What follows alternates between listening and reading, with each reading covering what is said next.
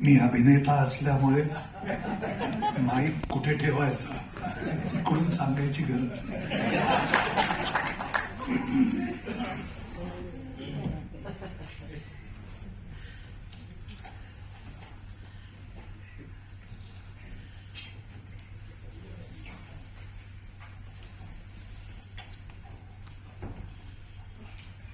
Let me begin with congratulating all the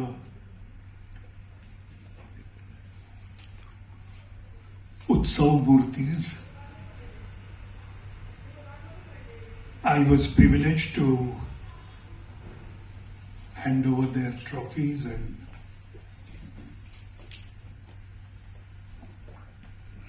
the kind of outstanding work that they have been doing. To acknowledge that, to applaud that, and to take it to the people so that it inspires more and more people. It's genuinely my privilege to be able to participate in this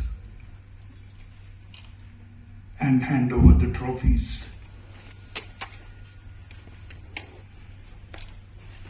I also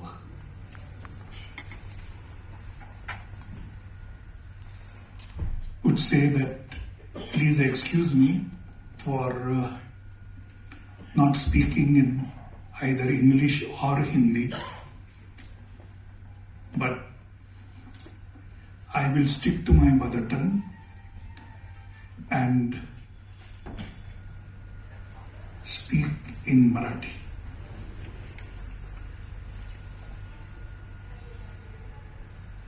पाळण्याच्या झोळीपासून दफनाच्या कफनापर्यंत गुरासारख्या खस्ता उपशीत वीण वाढवत आपले स्वतंत्र अस्तित्व विसरून अंधारात झिजत जगणे हेच ज्यांचे नशीब आहे. या माणसानी माणसावर लादलेल्या नशिबाविरुद्ध दाद मागण्यासाठी हा मोर्चा होता. इतर स्त्रियांसारखे तिलाही खुल्या जगात यायचे आहे, सज्ञान व सुबुद्ध व्हायचे आहे, अनेक क्षेत्रात स्त्री म्हणून आपली जबाबदारी उचलायची आहे, स्वावलंबी व्हायचे आहे.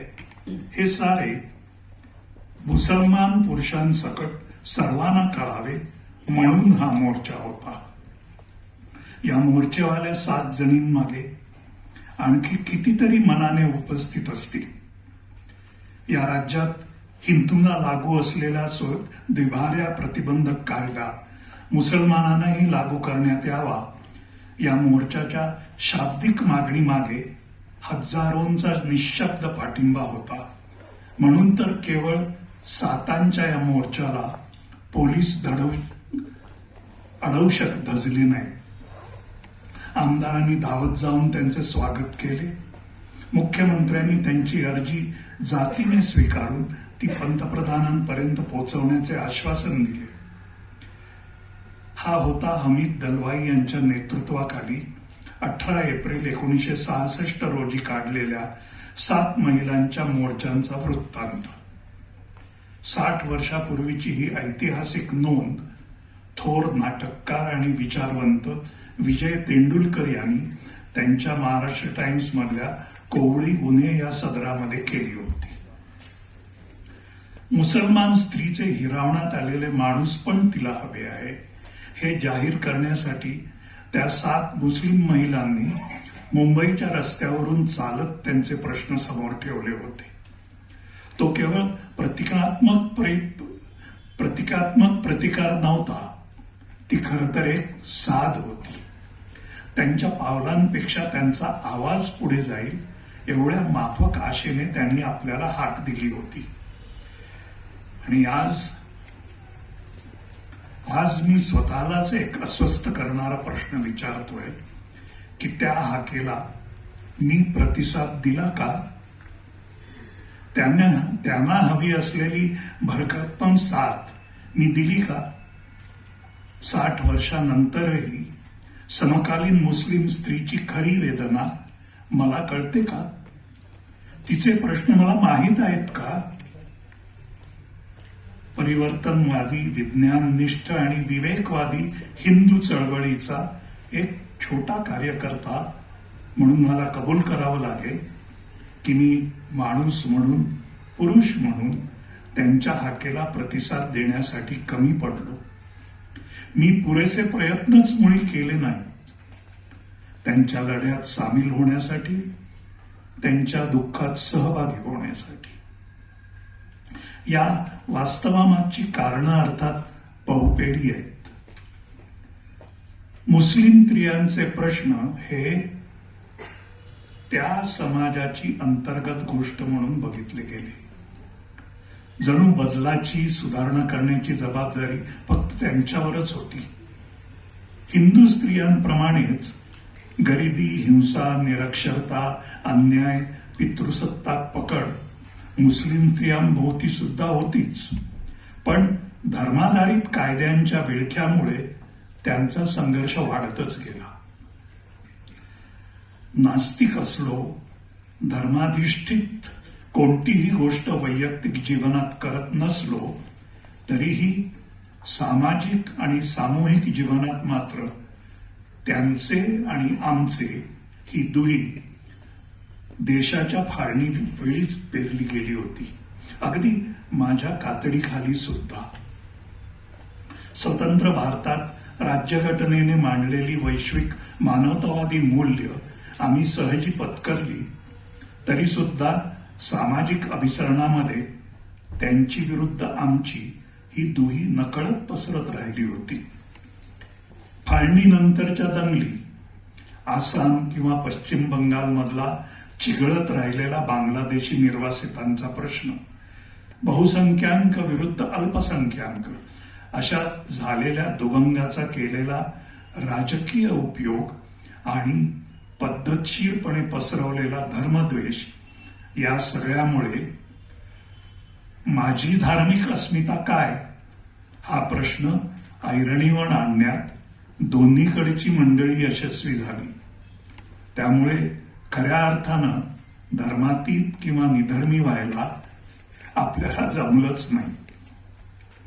मुस्लिम समाजात विज्ञान निष्ठांची कमतरता आहे, मात्र कर्मठ परंपरावाद्यांची कमी नाही, अशी समीकरणं मी सहजपणे आत्मसात करत गेलो. ती गृहीतकं खोडून काढण्याचा प्रयत्न मीही केला नाही आणि मुस्लिम सत्यशोधक मंडळांसारख्या पुरोगामी चळवळींनीही ते माझ्यापर्यंत प्रभावीपणे पोचवलं नाही. हमीद दलवाईंसारख्या ज्येष्ठ क्रांतिकारी समाज सुधारक केलेली धर्मचिकित्सा कट्टर मुस्लिम धर्मवाद्यांनी कायमच हाणून पाडली. पण हमीदभाई आम्हाला कायमच मात्र जवळचे वाटले, याला कारण त्यांची धर्मातीत आणि निरीश्वरवादी भूमिका.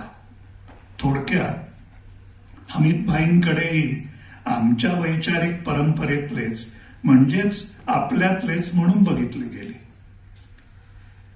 आज जर संख्याशास्त्रीय आकडे समोर फेकून बहुसंख्यांना वाटत असेल की अल्पसंख्याकांची प्रगती संत झाली आहे, तर त्याची जबाबदारी फक्त मुस्लिम समाजावर टाकून आपण हात झटकणार आहोत का?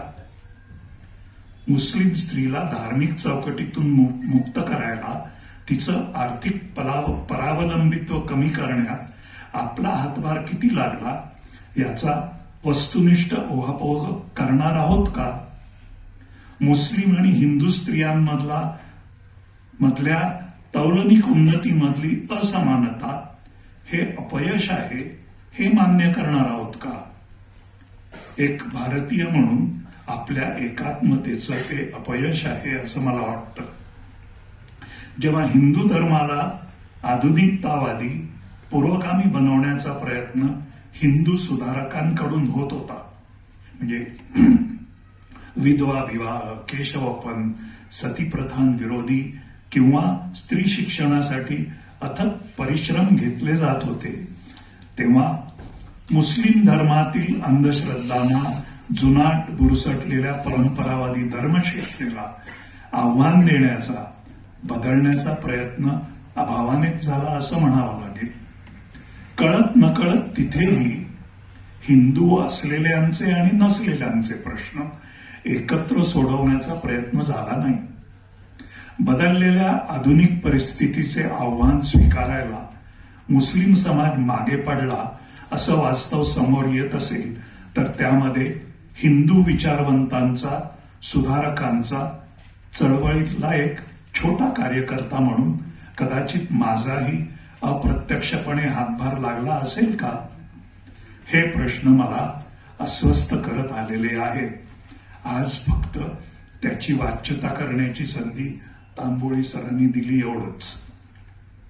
आजची परिस्थिती अजूनच आवाक्याबाहेरची आहे अशी जाणीव गेले दशकभर सतत होत आहे. धार्मिक सलोखा, बंधुभाव या शक्यता तरी वास्तवात उरल्या आहेत का अशी शंका निर्माण करणारी परिस्थिती अवतीभवती पसरली आहे. धर्मांधता, त्याला मिळालेली राजकीय आणि सामाजिक मान्यता, धार्मिक तेढ, असत्याची सरशी या वातावरणात आधार आहे तो त्या थोर महामानवाने दिलेल्या राज्यघटनेचा. समता, बंधुता, धर्मनिरपेक्षता, मूलभूत हक्क या घटनाधिष्ठित मूल्यांवर विश्वास ठेवून सकाळी उठायचं, पण रात्री झोपेपर्यंत त्यांच्यावरच्या विश्वास उडून जाण्यासारख्या घटनांचे साक्षीदार व्हायचं.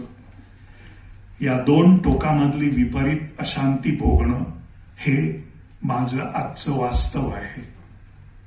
ना गोमूत्र शिंपडून मनाचं शुद्धीकरण करू शकतो, ना हिरवा रंग लावून मुस्लिम जमातवाद्यांचं प्रबोधन करू शकतो, ना पितृसत्तेची वेसण काढू शकतो.